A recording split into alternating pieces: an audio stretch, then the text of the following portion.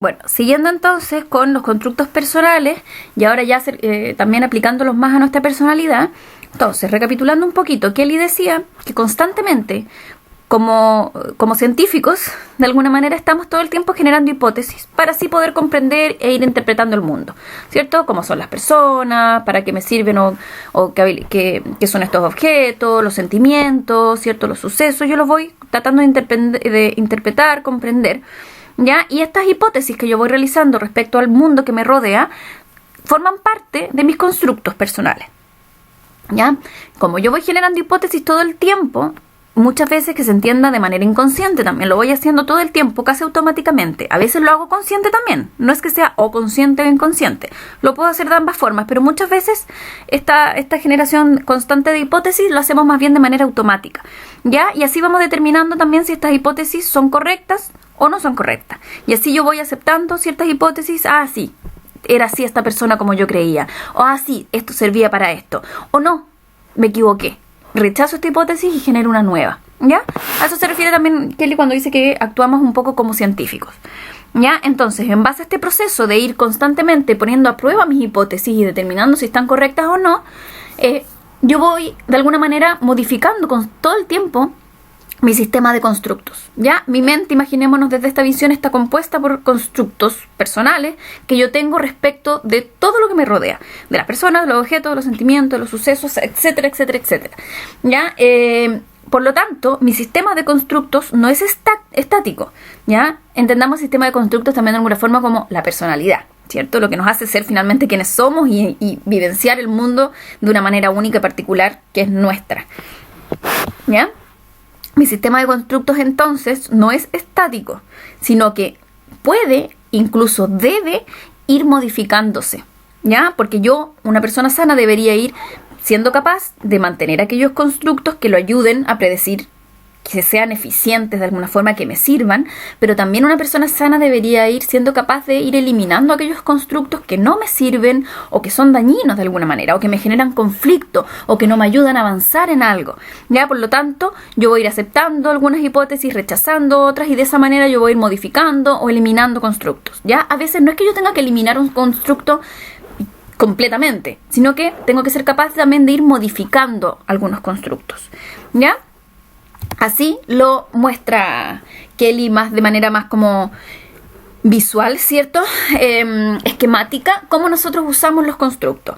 Entonces, esta idea de que las personas son como científicos tiene que ver con que vamos generando hipótesis constantemente con respecto a nuestro entorno. Y esas hipótesis yo las voy sometiendo a prueba y las acepto cuando me sirven, cuando compruebo de alguna manera que están correctas en mi mundo, ¿cierto? Y si los acepto esa hipótesis, yo mantengo ese constructo que se creó en base a esa hipótesis.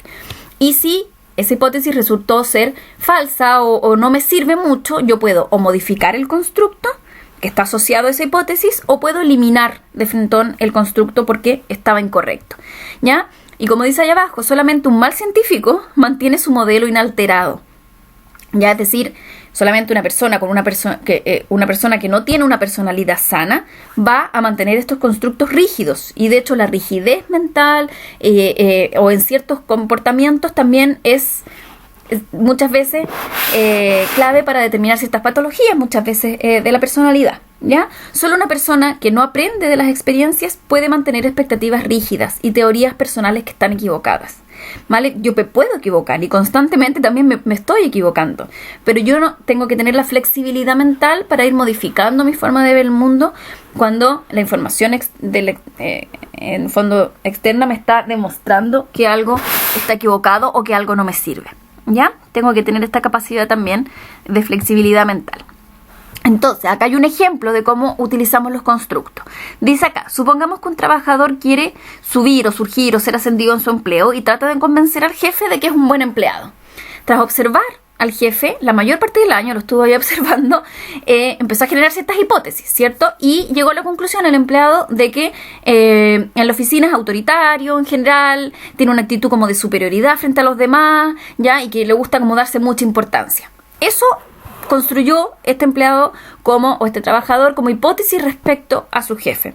A partir de esa observación, entonces formó ya esta hipótesis que se transforma finalmente en un constructo. Entonces yo empiezo a ver a esta persona desde esos ojos. Esta es la opinión que yo tengo sobre él y empiezo a verlo a través de esos lentes, digamos.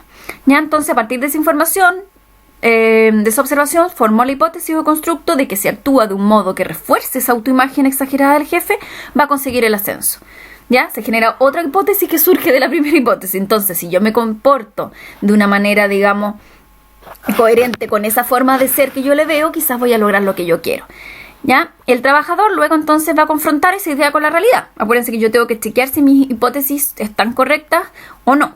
¿Ya? Entonces, ¿qué empieza a hacer? Elogia a su jefe frente a los demás. ¿Ya? Si éste se siente halagado y le da un ascenso, en el futuro, el constructo del empleado, del trabajador, va a quedar confirmado. Efectivamente, era así. Necesita sentirse superior, por lo tanto, si yo lo elogio, le digo buenas palabras frente a los otros, él se va a sentir bien y le voy a caer en gracia de alguna manera y eventualmente puede que me dé el ascenso que yo quiero. ¿Ya? De esa manera, si resulta, el trabajador se da cuenta de que le sirve, de que es útil y lo va a seguir aplicando la vez siguiente que necesite algo del jefe, ¿cierto? No lo va a cambiar porque le resultó. ¿Ya? Incluso lo puede generalizar, volviendo un poco al conductismo, y empezar a aplicar ese tipo de comportamiento con otras figuras de autoridad que fueran similares o que él hipotetice que tienen un comportamiento similar al que su jefe.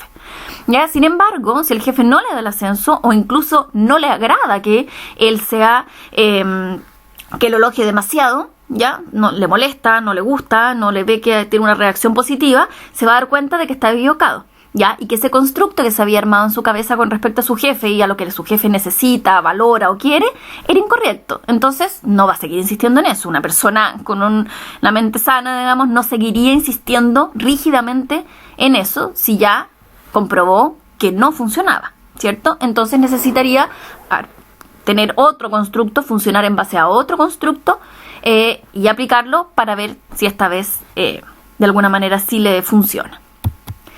Ya, entonces, estos constructos, ¿qué características tienen? Ya, los constructos personales, que es lo que estamos revisando ahora de Kelly. Ya, en general, plantean dimensiones bipolares de significado.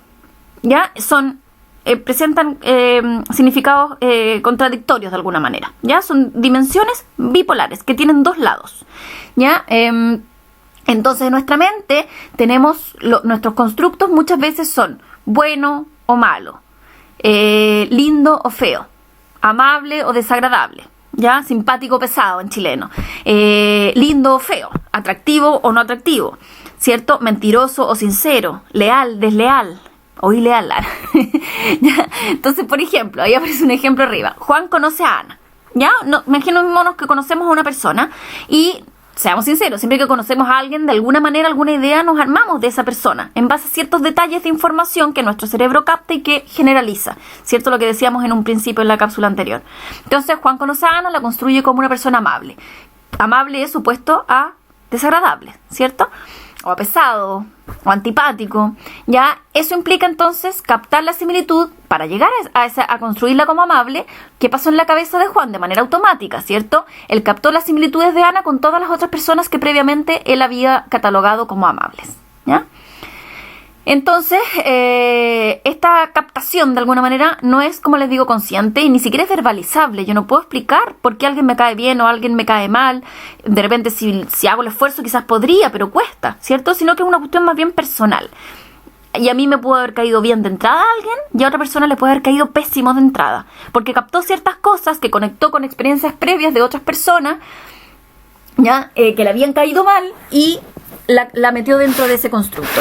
Ya, entonces, esto nos demuestra que los constructos son, como les decía, bipolares. Ya dan cuenta de un conjunto estructurado de conocimiento que tiene un individuo para entender y para poder anticipar el mundo. Ya, entonces, nos permiten inmediatamente decir si algo es lindo, feo, bueno, malo. Ya, y yo tengo constructos para todo prácticamente. Tengo constructos para las personas, ya, para los objetos, ya, sirve, no sirve, útil, no útil, y para los acontecimientos, agradables, desagradables, lindo, feo, entretenidos, aburridos. Ya, yo tengo en mi mente, si yo les empezara a decir una lista de cosas, de acontecimientos, de objetos, ustedes inmediatamente me podrían ir diciendo su opinión o qué cosas se les viene a la mente con cada uno, y ahí estarían dando cuenta de los constructos que ustedes tienen para aquellos personas, objetos o acontecimientos. ¿Ya? Entonces, ¿qué otra característica tienen los constructos? Ya tenemos la primera, son dimensiones bipolares. La segunda característica de los constructos es que son absolutamente individuales. Ya cada uno de nosotros va a crear una comprensión personal de la realidad y que va a ser independiente de cualquier otra persona, ¿vale? Por lo que, como dice ahí, el sistema de constructos de cada persona es único. Parecido al de otros puede ser, pero único. ¿Ya? Por ejemplo, las palabras no siempre van a tener el mismo significado para una persona que para otra. ¿Ya? Hay gente, no sé si se han dado cuenta, que dice te amo con una facilidad impresionante. ¿Ya? Y probablemente si empezamos a indagar en qué significa para esa persona el decir te amo, puede ser muy distinto a otro. Hay parejas que a la semana se están diciendo te amo, porque para ellos el significado, qué sé yo, no es tan relevante o tiene que ver simplemente con algo que yo sé. Ya podemos empezar a indagar ahí. Y a otras personas les cuesta mucho decir te amo y solo se lo dicen a pocas personas en su vida y en pocas circunstancias, ¿ya? Y como dice ahí, incluso cuando dos personas creen estar de acuerdo en el significado de una palabra, es imposible estar seguros de que la estamos vivenciando, experienciando, que significa exactamente lo mismo, ¿ya? Entonces, claro, ahora cuando uno le digan te amo a su pareja y a la otra persona le diga yo también te amo, van a pensar, ¿estará significando lo mismo que para mí el te amo? ¿Ya? Y uno puede conversar y también darse cuenta de que el te amo para el otro no es lo mismo. Ya, lo mismo con otras cosas, como por ejemplo la fidelidad. La palabra fidelidad para una persona puede significar simplemente, no sé, tener cercanía física con otra persona. Y para otra persona la fidelidad o infidelidad tiene que ver simplemente con, no sé, tener confianza con otra persona o con hablar con otra persona, ¿cierto? Y pueden ser ideas muy distintas frente a un mismo concepto. ¿Ya? No van a ser probablemente absolutamente distintos, pero sí es probable que los constructos nunca sean idénticos. Ya aquí entran temas también del idioma, que ahí uno también se da cuenta cuando habla con personas que hablan otro idioma o incluso castellano, pero de otros países, también ahí hay muchas dificultades a veces para entenderse porque las palabras les damos un significado distinto aunque estemos usando la misma palabra. Ya les pongo aquí algunos ejemplos. Un perro, por ejemplo, a una persona le puede provocar inmediatamente miedo y a otra persona le puede provocar alegría. Ya, ahí les dejo el ejemplo de cuando los papás tiran al niño hacia arriba, ya, cómo lo ve el padre, cómo lo ve el hijo y cómo lo ve la mamá, ¿cierto? El mismo acontecimiento, el mismo suceso, pero cada uno lo va a ver desde una mirada única, ya, desde mi propia individualidad, desde mis temores, desde mis experiencias previas, desde mis aprensiones, ya. Y abajo le pongo ahí, no sé si alguien vio esa serie, pero Downton Abbey, hay un capítulo en que ella, una mujer de clase absolutamente alta, que no ha trabajado nunca en su vida, millonaria, están en la mesa y alguien dice, bueno, quizás el fin de semana podemos hacer tal cosa, y ella pregunta, no en broma, ¿qué es un fin de semana? Pregunta. Entonces la palabra weekend, la palabra fin de semana, para ella no tenía ningún significado, y para nosotros, para el vulgar de la gente, es como libertad, pasarlo bien, qué sé yo. Entonces, tanto eso se puede ver evidenciado en las palabras, pero en general la característica esta que quiero que entiendan es que los constructos son individuales, ¿ya? Son únicos para cada persona. Y hasta acá dejamos esta cápsula y en la próxima vamos a ver los corolarios de Kelly.